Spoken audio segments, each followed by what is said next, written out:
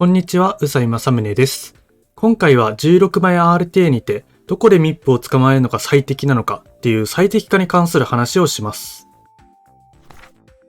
まずこの話の背景から確認します。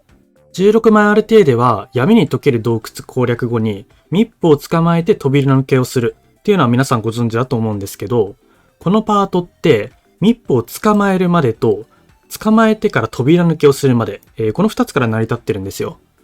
なので、もしミップをすぐに捕まえる場合は、例えば、この手前の緩やかな坂でミップを捕まえる場合は、捕まえた後から扉抜けまでの移動量が増えます。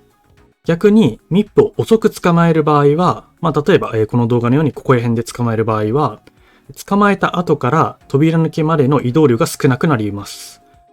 じゃあ、どこで捕まえるのが最適解なのって話になると思うんですよ。それを16枚アルティメットランっていう参考用タスを作った時に調べたので、今回はその結論を紹介する感じです。結論を話す前に前提の確認だけしておきます。前提としては日本語初期版を使うっていう前提があります。その理由なんですけど、15枚ミップの移動速度が日本語初期版かそれ以外かによって違うんですよ。だからですね。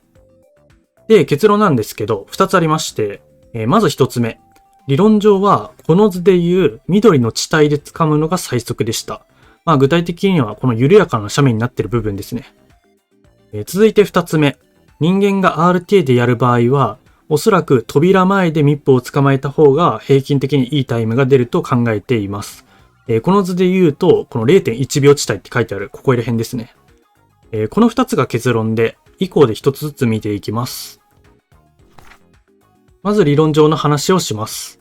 16枚アルティメットラン作成時にミップを背中から掴む前提で捕まえる位置をずらして扉抜きまでのタイムを調べるってことをしたんですよ。その結果得られたのがこの図ですね。まず最速タイムが出るのがこの緑の地帯でした。この緩やかな斜面あたりですね。ただこの緑の地帯の中でも誤差が1フレームあるので、どこで掴んでも全く同じタイムになるってわけではないです。次に速かったのがこの青の地帯です。緩やかな斜面の終わりから扉の右端あたりまでですね。ここだと最速プラス 0.1 秒程度っていう結果でした。で、それ以降の場所は捕まえるのが遅くなるにつれてタイムも遅くなるっていう感じでした。ただ、この結果はスクリプトとかを使わずに人力で調べた結果になりますので、100% 正確な情報ではないかなと思います。その点はご理解いただければと思います。で、ここまでが理論上の話なんですけど、実はアルティメットランでは普段とは逆を向いてミップを捕まえています。具体的にはこういう感じですね。こうすることで 0.1 秒程度速くなるんですよ。これどういう意味かっていうと、マリオがミップを下に下ろすときに、マリオが少しだけ後ろに下がるんですよ。こんな感じですね。それで気持ち扉側に進めるので、最終的に 0.1 秒程度速くなるっていう感じです。で、補足しておくと、このアルティメットランでは、この後、ジャンプ1回でちょうど扉まで行ける位置でミップを捕まえています。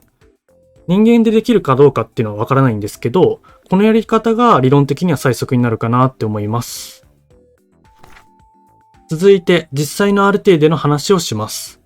RTA の場合は、おそらく扉の前でミップを捕まえた方が平均的にいいタイムが出ると考えています。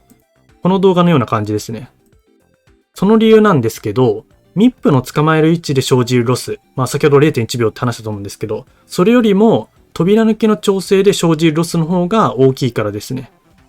もう少し詳しく話すと、最速の緩やかな斜面で捕まえる場合は、先ほど話したようにここら辺ですね。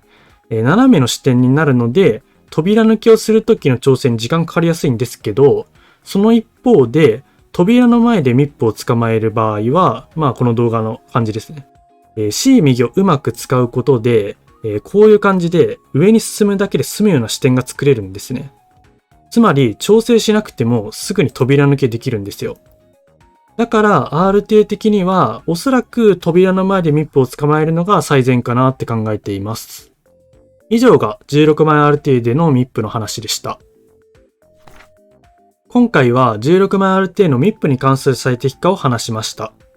こういう最適化は調べるのが非常にめんどくさくって、腰が上がらない部分なんですけど、いざ調べて結論を得るとちょっとスッキリしますね。今後また何か最適化関連の話を思い出したら動画にしようかなって考えています。ということで、今回は以上になります。ご視聴ありがとうございました。